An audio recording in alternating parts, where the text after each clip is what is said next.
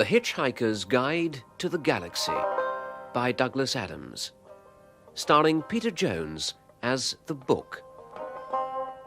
There is a theory which states that if ever anyone discovers exactly what the universe is for and why it is here, it will instantly disappear and be replaced by something even more bizarrely inexplicable. There is another theory which states that this has already happened.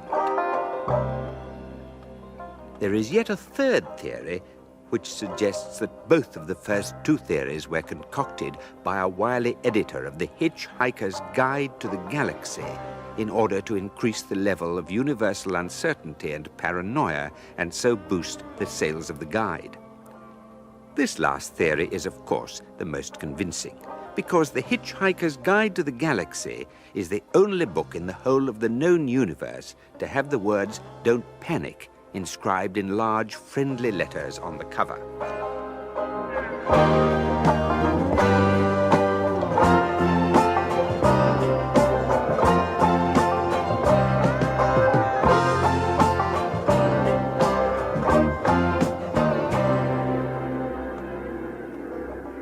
Ursa Minor is almost certainly the most appalling place in the universe.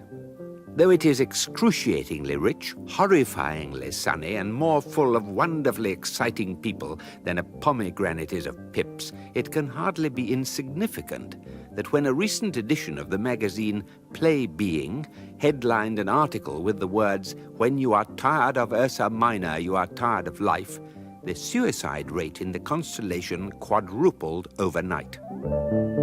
Play Being, a curious journal devoted in roughly equal parts to galactic politics, rock music, and gynecology, has much to answer for in this respect.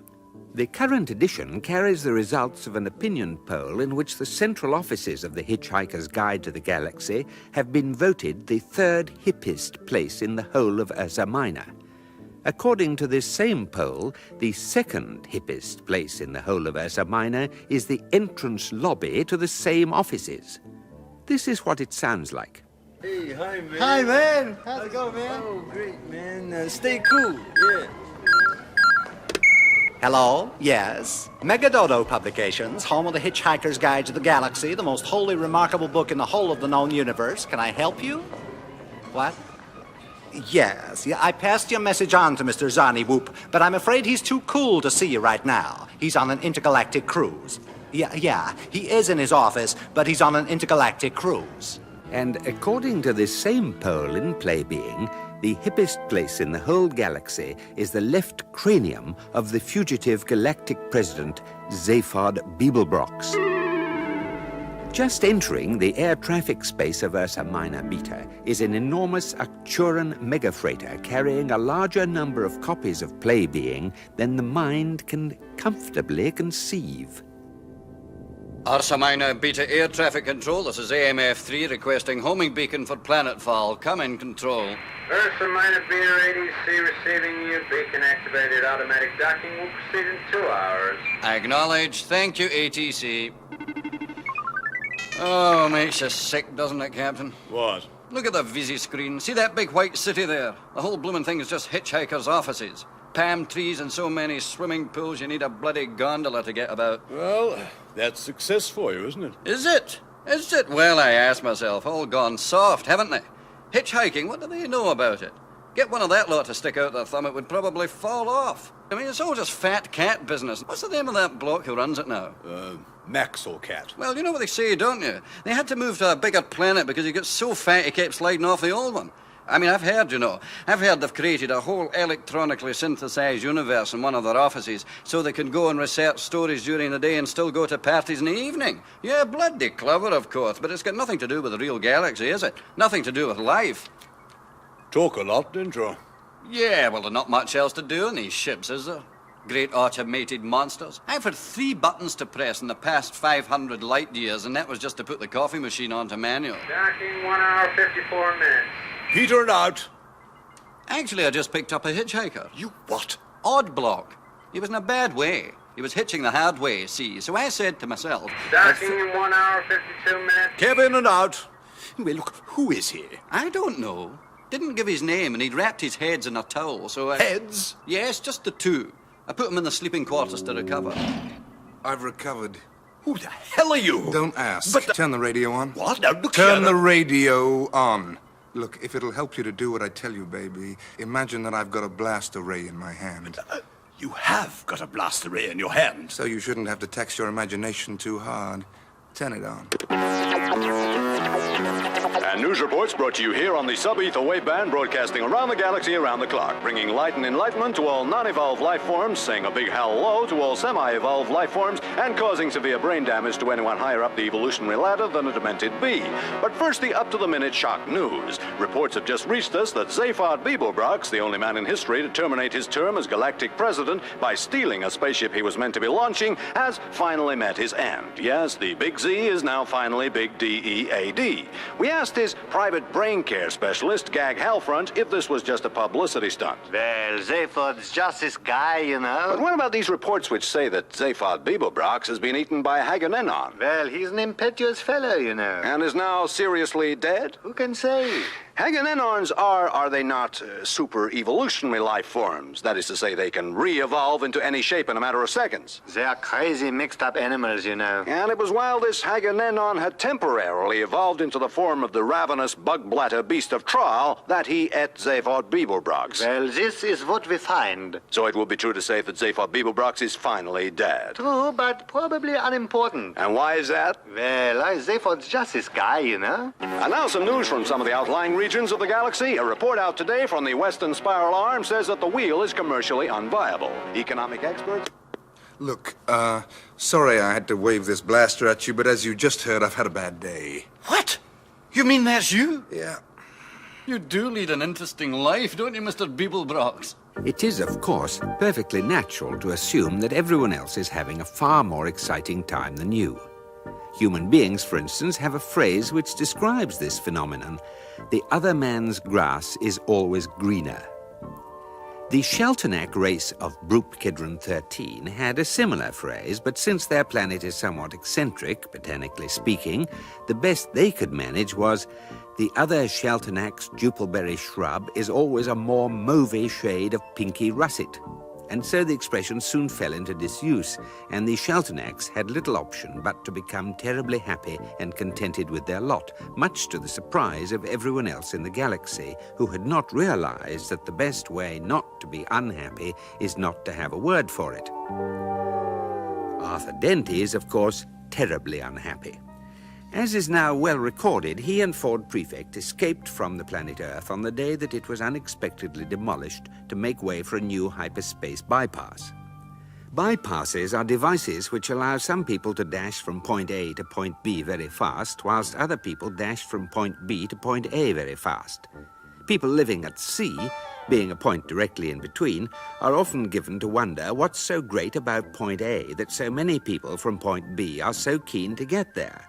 And what's so great about point B that so many people from point A are so keen to get there? They often wish that people would just once and for all work out where the hell they want to be. Arthur Dent and Ford Prefect know exactly where they don't want to be.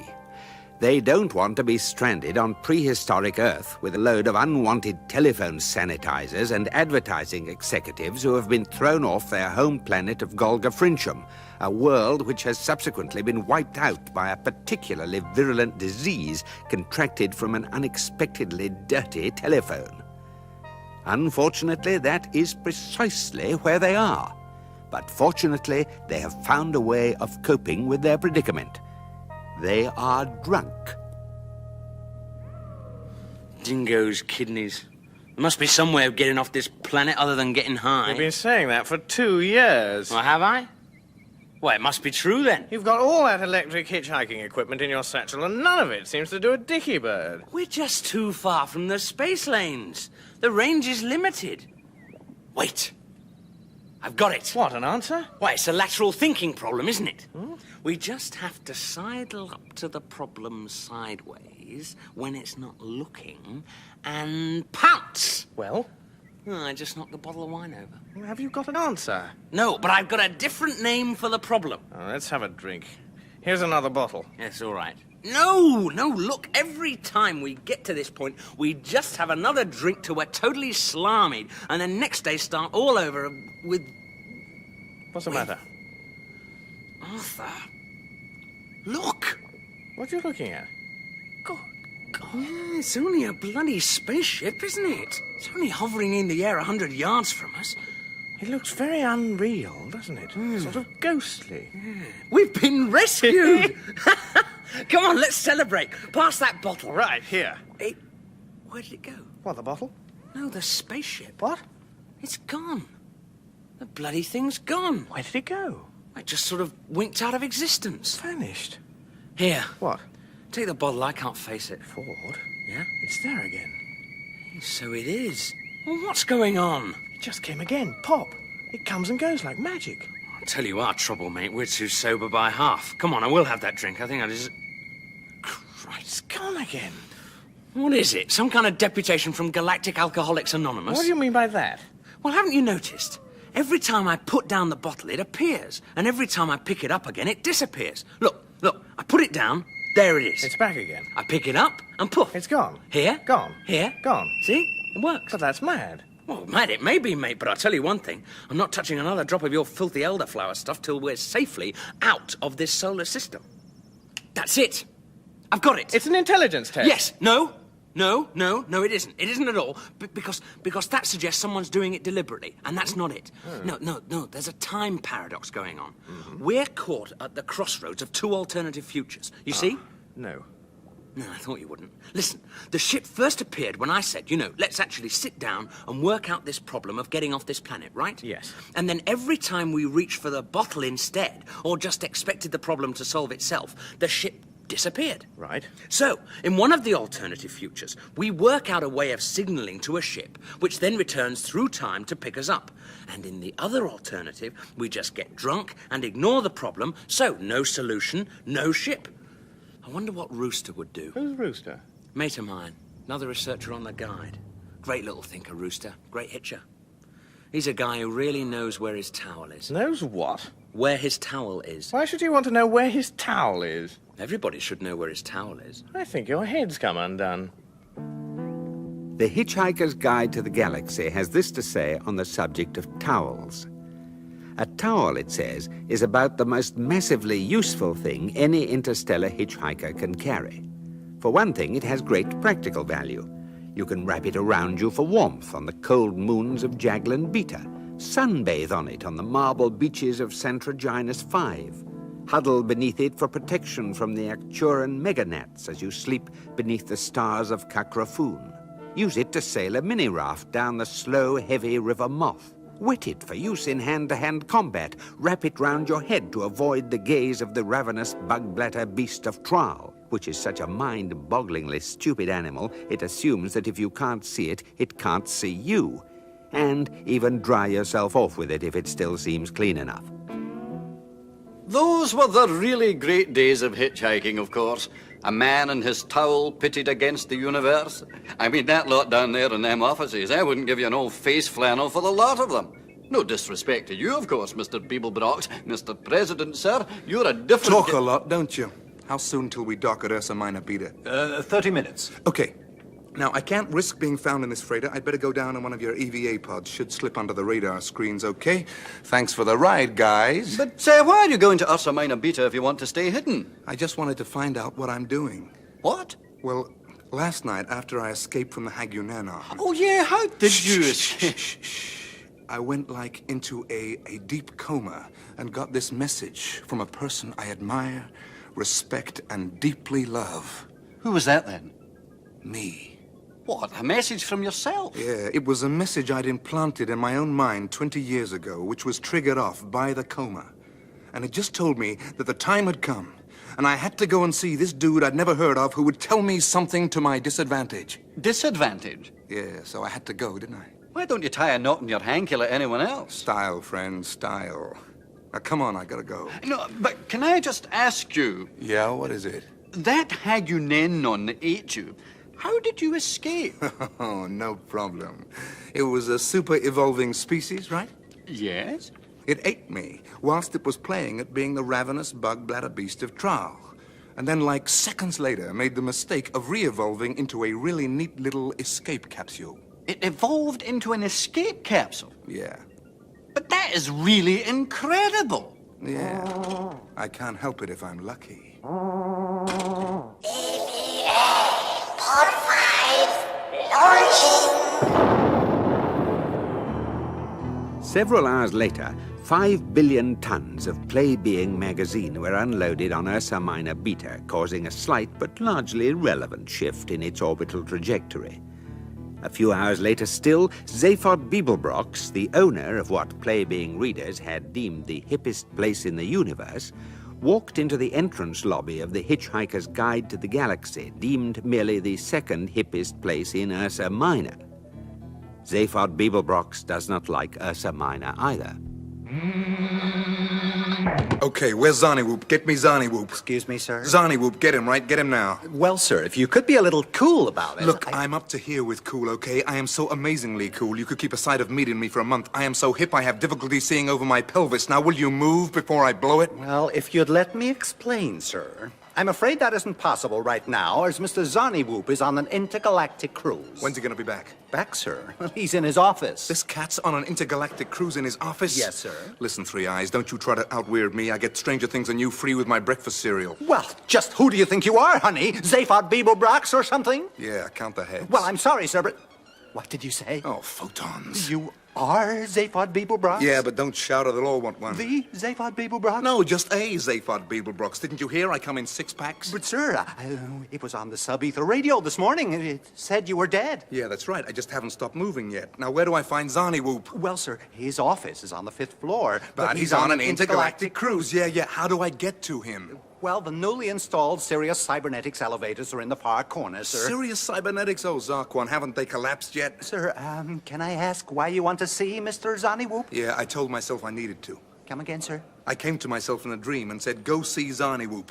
Never heard of the cat before, but I seemed very insistent. Oh, Mr. Beeblebrox, sir. You're so weird, you should be in pictures. Yeah, baby, and you should be in real life. It will take Zaphod Beeblebrox at least 30 seconds to cross the entrance lobby of the Hitchhiker offices, and at least another 3 minutes will then elapse before the offices are finally bombed to bits. It would therefore seem an appropriate moment to recount that Trillian also effected a fortuitous escape from the Hagunennons, only to be carried off and forcibly married to the president of the Algolian chapter of the Galactic Rotary Club. Whilst Marvin, the paranoid android, has survived a remarkable and unwieldy series of adventures which he has never been able satisfactorily to explain, and has now, by the most amazing coincidence, arrived exactly here. Excuse me. Yes, sir. Can I help you? I doubt it. Oh, well, in that case, if you'll just No excuse me. one can help me. Yes, sir. Well, Not that anyone's ever tried, of course. Is that so? Hardly worth anyone's while, really, is it? I'm sorry, sir, but if you... Where's the percentage in being kind or helpful to a robot if it doesn't have any gratitude circuit? And you don't have any. I've never had occasion to find out. Listen to me, you miserable heap of Aren't you maladjusted going metal. to ask me what I want? Is it worth it? Is anything? What do you want? I'm looking for someone. Who? Zaphod Beeblebrox. He's just walking over there. Ah, then why did you ask me? I just wanted someone to talk to. What? Oh. Pathetic, isn't it? Goodbye. Oh, Marvin! How did you get here? Don't ask. But hey, you crazy psychotic cybernaut, how are you, kid? I'm all right if you happen to like that sort of thing, which personally I don't. Yeah. Hello. Hello, lift. I am to be your elevator for this trip to the floor of your choice. I have been designed by the Sirius Cybernetics Corporation to take you, the visitor to the Hitchhiker's Guide to the Galaxy, into these, their offices. If you enjoy your ride, which will be swift and pleasurable, then you may care to experience some of the other elevators which have recently been installed in the offices of the Galactic Tax Department, Boobaloo Baby Foods, and the Syrian State Mental Hospital, where many ex-Sirius Cybernetics Corporation executives will be delighted to welcome your visits, sympathy, and happy tales of life out in the big wide world. Yeah, what else do you do besides talk? I go up or down. Good, we're going up. Or down. Yeah, Okay, up, please. Down's very nice. Oh, yeah? Super. Good. Now, will you take us up? May I ask if you've considered all the possibilities that down might offer you? Like what? Well, there's the basement, the microphiles, the heating system. Nothing particularly exciting, I'll admit, but they are alternative possibilities. Oh, Zarquan's knees, did I ask for an existential elevator? What's the matter with the thing? It doesn't want to go up. I think it's afraid. Of what? Heights? An elevator that's afraid of heights? Of the future. The future? What does it want, a pension scheme? All Sirius Cybernetics elevators can see into the future. It's part of our programming. Going down. Marvin, just get this elevator to go up, will you? We've got to get to Zarniwoop. Why? I don't know, but when I find him, he'd better have one hell of a good reason for me wanting to see him. It should be explained at this point that modern elevators are strange and complex entities. The ancient electric winch and maximum capacity 8-persons jobs bear as much relation to a Sirius Cybernetics Corporation happy vertical people transporter as a packet of peanuts does to the entire west wing of the Syrian State Mental Hospital.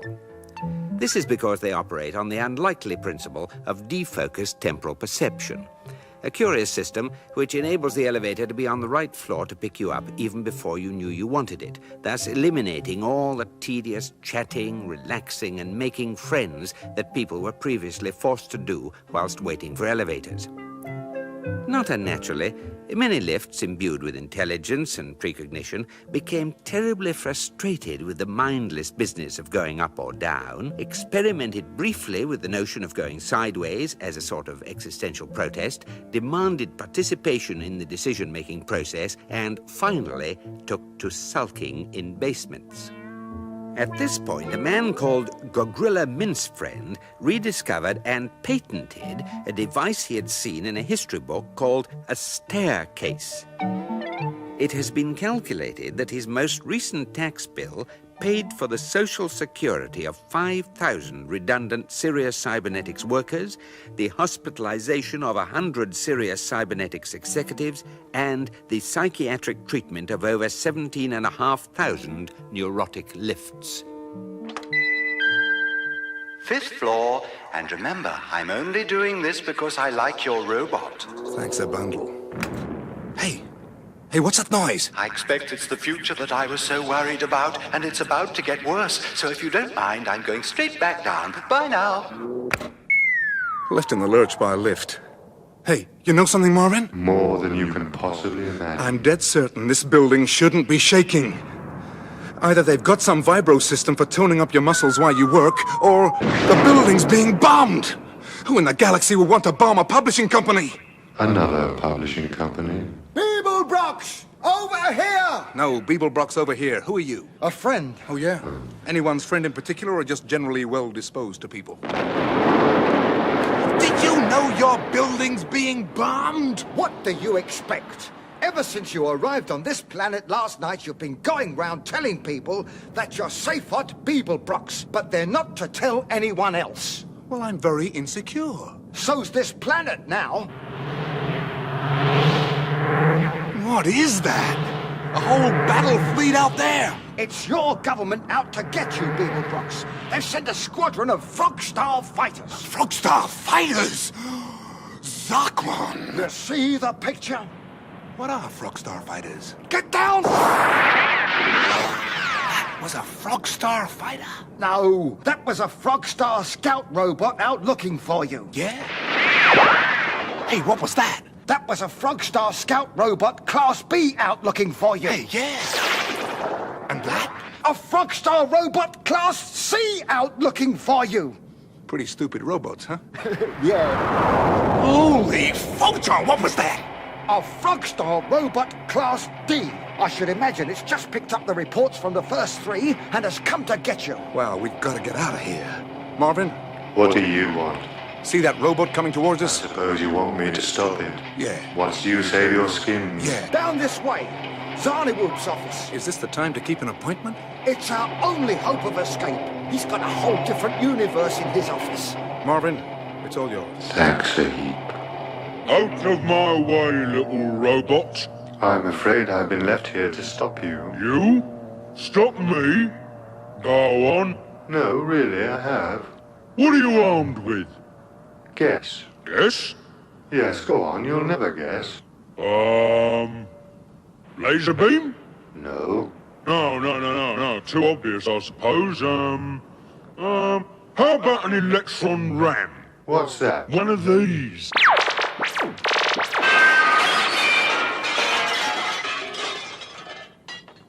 No, not one of those. Good though, isn't it? Very good. I know. It must be one of those things with the 12s, whoosh. No, you're thinking along the wrong lines, you know. You're failing to take into account something very basic in the relationship between men and robots. I know. I've seen them. They're quite big. No, just think. They left me an ordinary menial robot to stop you, a gigantic heavy-duty battle machine, once they ran off to save themselves. What do you think they would leave me with? Well, something pretty damn devastating, I would expect. Expect? Oh, yes, expect. I'll tell you what they gave me to protect myself with, shall I? That's all right. Nothing. What? Nothing at all. Not an electronic sausage. Whoa. Doesn't that just take the biscuit? And me with this terrible pain in all the diodes down my left side. Yeah? Oh, that makes me angry. Think I'll smash that wall down.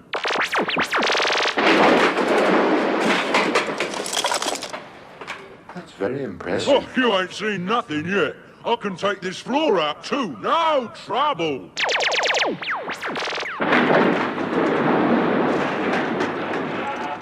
Oh dear.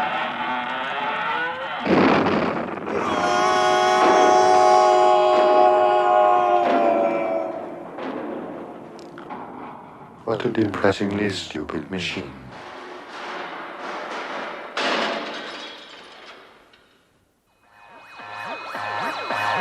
The building's on fire.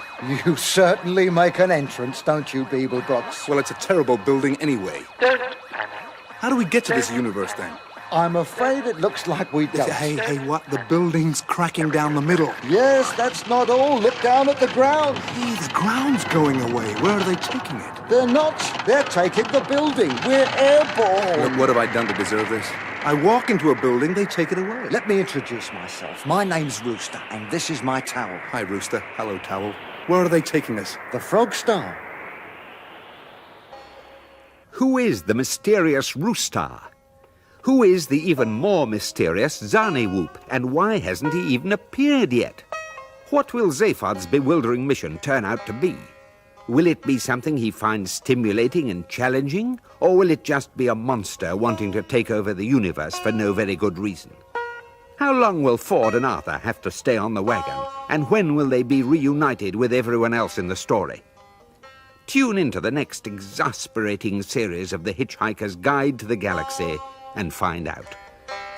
In that episode of The Hitchhiker's Guide to the Galaxy, Peter Jones was the book. Simon Jones, Arthur Dent, Geoffrey McGivern, Ford Prefect and Frogstar Robot, Stephen Moore, Marvin, Mark Wing Davey, Zaphod Beeblebrox, Bill Patterson, Assistant Arcturan Pilot, David Tate, the Captain, the Receptionist and the Lift, and Alan Ford, Rooster. Radiophonic sound and music by Paddy Kingsland, and further technical jiggery-pokery by John Whitehall and Alec Hale-Munro. The programme was written by Douglas Adams and produced by Geoffrey Perkins. The magazine Play Being can be obtained over the counter from any moderately disreputable galactic newsagent.